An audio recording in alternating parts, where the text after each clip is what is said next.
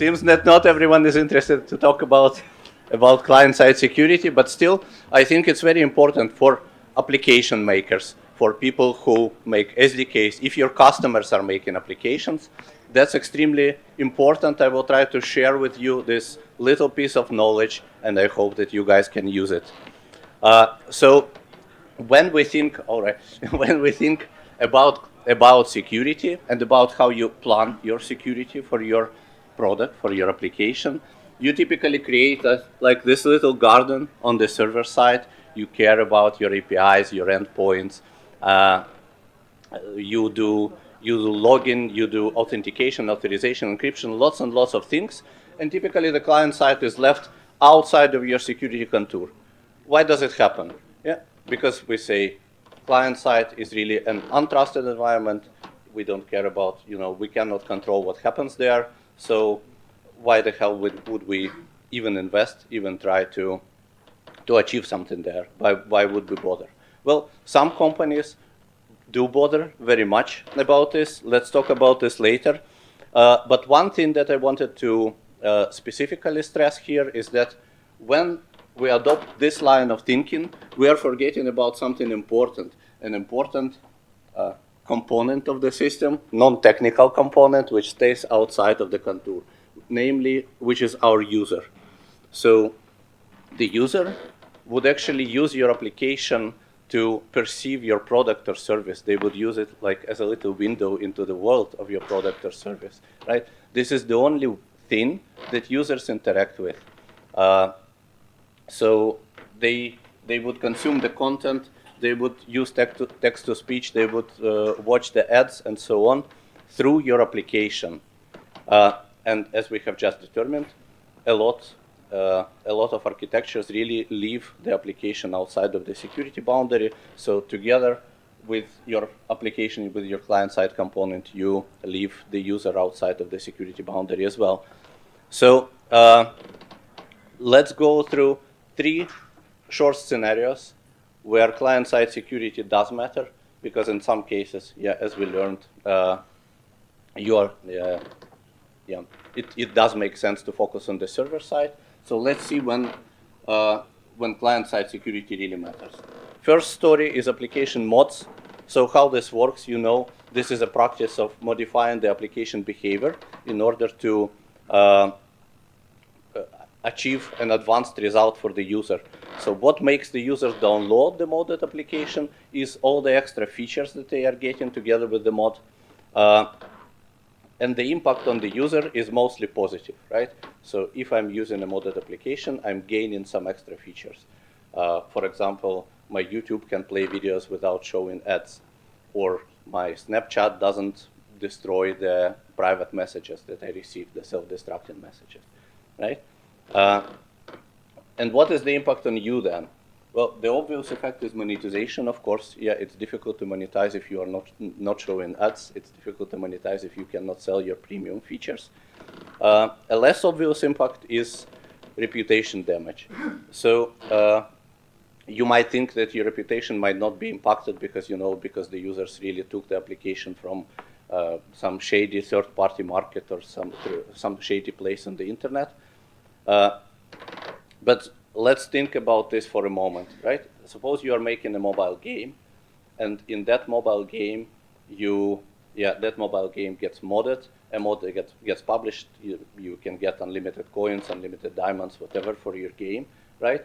And the young players, they start to download that modded game, they start to play it, but what they don't know is that the mod actually has a malicious part which harvests the data of the players and then publishes them somewhere on the attacker's side. So sooner or later,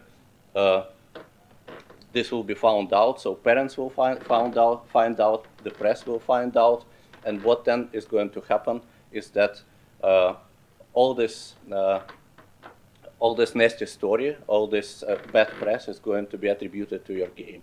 So the concerned parents, they are not going to think like, yeah, okay, this is a pirated copy, this is not a pirated copy, this is a mod, this is not a mod. They are just going to uninstall this from the devices of their children. This problem affects applications of any size. So you can see that starting from very minor number of installs and ending with huge applications like YouTube.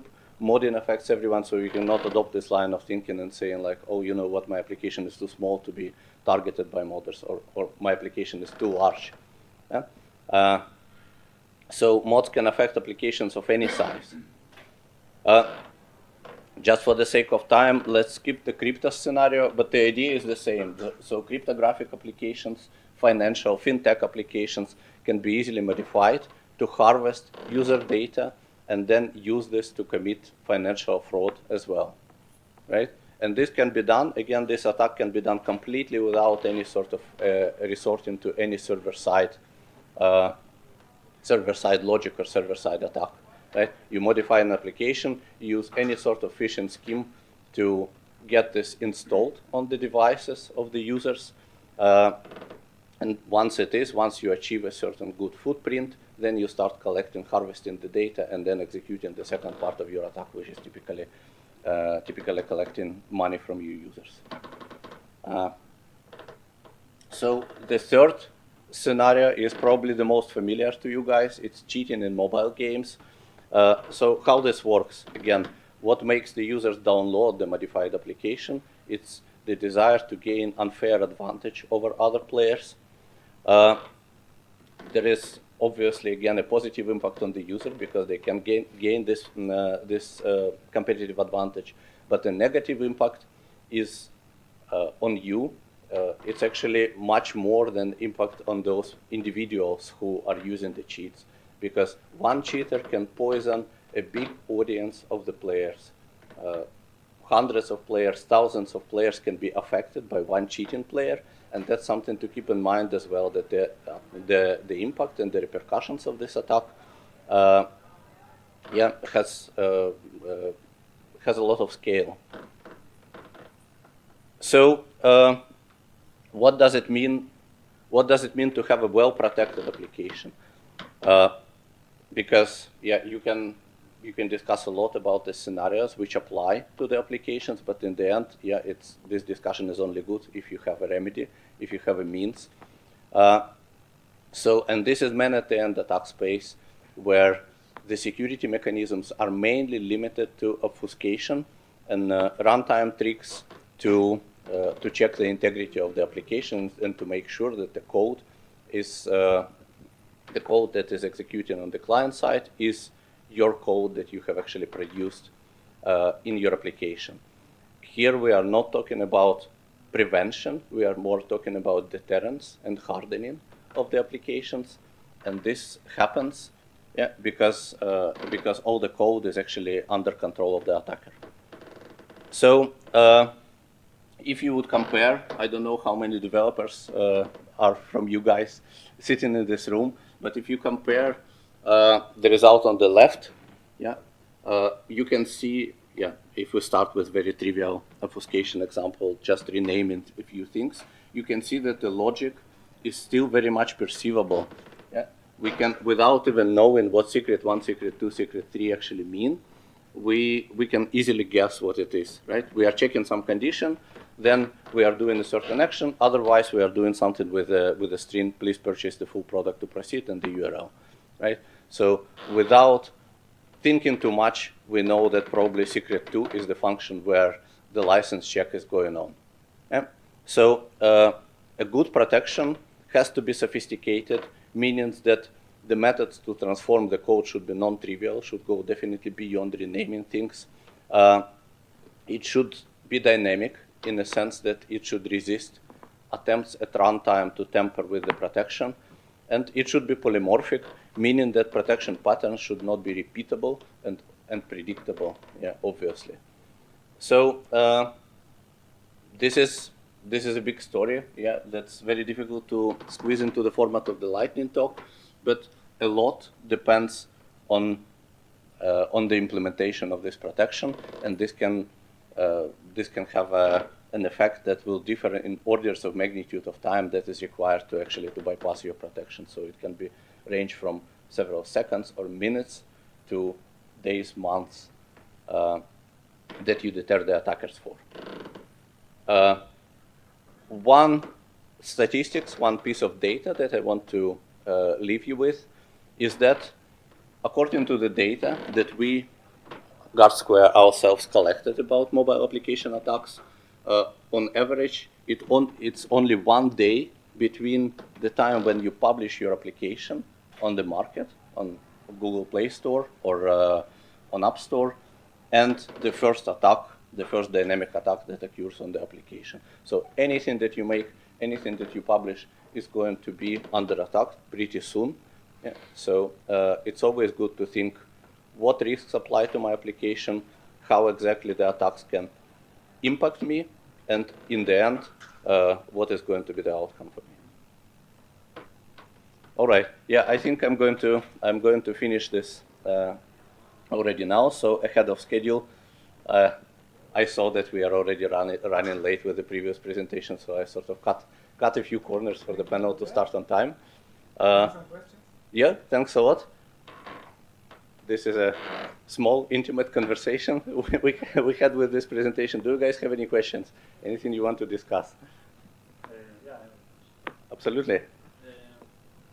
Do you see any difference between Android and iOS platforms from point of usage in your platform specifically? I mean, iOS is probably more hard. Yeah, I understand. So there is a difference between iOS and Android environment, but not in a sense that you would think, right? So, for example, to execute a phishing schema, right? It takes more steps to sideload an application in iOS than it does in Android. Soon it's not going to be the case, by the way, at least in Europe, but currently it is. So just the instructions from the attacker to execute, to roll out a phishing schema can be more complex. But in terms of reverse engineering, really an application, there is no significant difference. Okay, like on Android side, you have JVM. On iOS side, you are working with native code, with machine code, but there is enough good tools for reverse engineer to read the code and to modify the code, so that it doesn't practically make a lot of difference. Any other questions, guys? All right, so with this, I'd like to finish. Thanks a lot.